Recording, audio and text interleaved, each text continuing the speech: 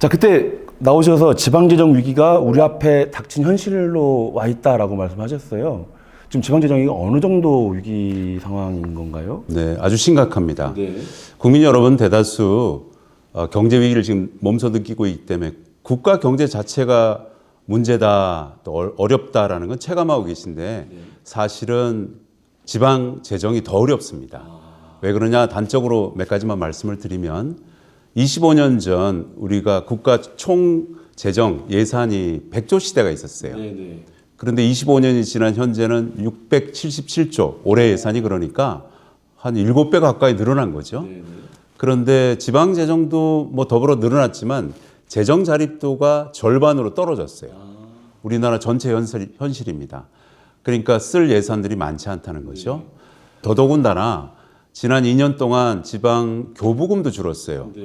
정부가 추계한 국세 세입이 감소됐습니다.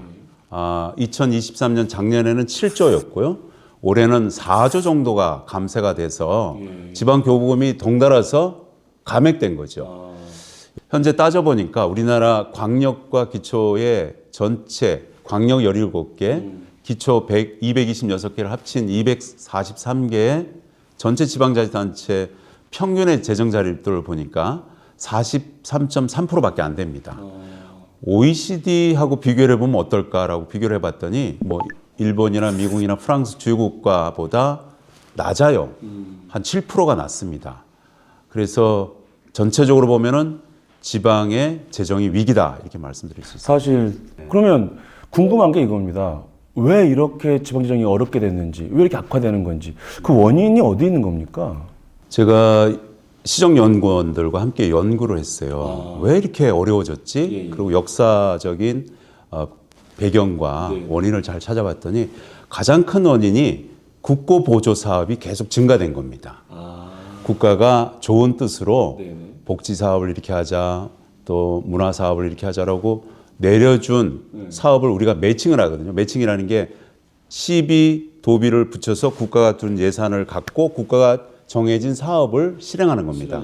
그러면 매칭 사업이 자꾸 늘어나서 이게 어려운데 어느 분야가 제일 심할까를 따져보니까 역시 복지 분야입니다. 복지비가 얼만큼 늘어나는지를 조금 더 설명을 드리면 2010년도에 전체 지방 예산의 한 23% 정도 되었는데요. 지금은 거의 40%에 육박합니다. 우리 시는 48.8%로 50%에 육박하고요.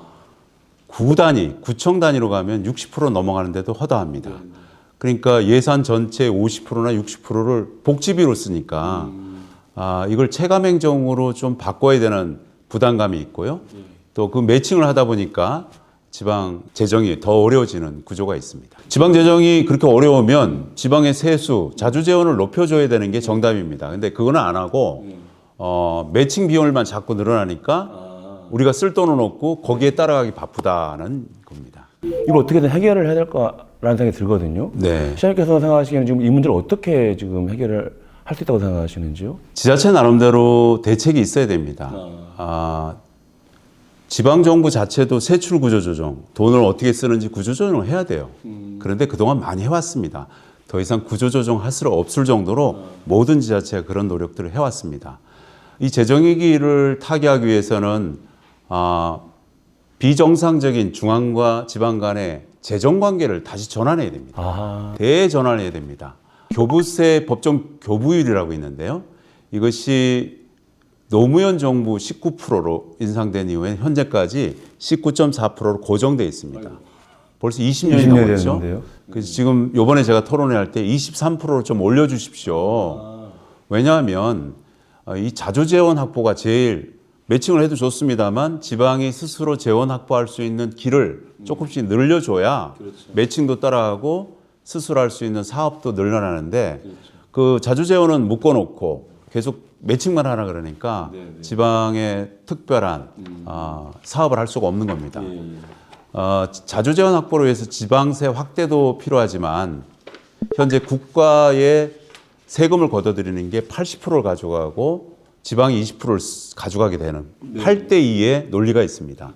이거를 국가가 70, 지방이 30%, 7대3의 논리로 바꾸자. 지방에 좀 더 줘라. 예, 이 논리는 벌써 20년 전부터 주장을 했는데 꿈쩍도 안 하고 있어요.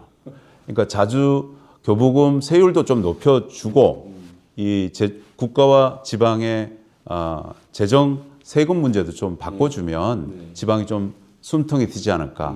그런데 이제 획일적으로 또 그러면 지자체마다 특색이 다르기 때문에 대도시, 중도시, 소도시별로 특징별로 맞춤형 재정 분권을 해라라고 해주면 더 좋죠. 그래서 제가 이참에 주장하고 싶은 거는 과연 한국형 분권 모델이 뭐냐. 지금 특별자치도 제주시를 비롯해서 세종, 전북, 강원 다 그렇게 주장하잖아요. 그리고 특례시도 주장하고 있고 이것의 근본 이유는 뭐냐. 연방제로 가자는 주장과 똑같습니다. 권한을 달라. 재정과 행정의 권한을 달라는 얘기거든요. 물론 법에 그게 다 담겨지지는 않지만 그러니까 이미 그런 요구를 하고 있는 시대 추세에 맞추려면 뭐 미국처럼 연방제로 완벽하게 될 수는 없지만 이거를 이제는 깊이 있게 토론할 시대가 됐다고 봅니다. 굉장히 근본적인 좀 변화가 대전환이라고 그랬어요. 대전환이 일어나야 되는 상황이네요. 네.